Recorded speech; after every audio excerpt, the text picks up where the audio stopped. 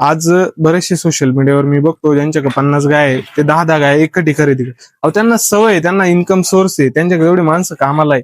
तुम्ही लगेचच्या लगेच माणसं कामाला लावल्यावर तुम्ही खायला मागवाल. या गोष्टी कोणी करू नका.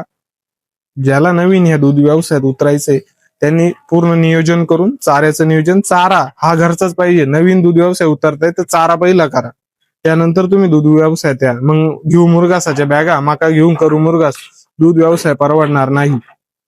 त्यासाठी व्यवस्थित नियोजन करा, चाऱ्याचं नियोजन करा, कोरड्या चाऱ्याचं नियोजन करा, खाद्य किती लागेल हे बघा, गोठ्याचं नियोजन करा. लगेच ओपन गोठा केला पाहिजे अशातला काही भाग नाही.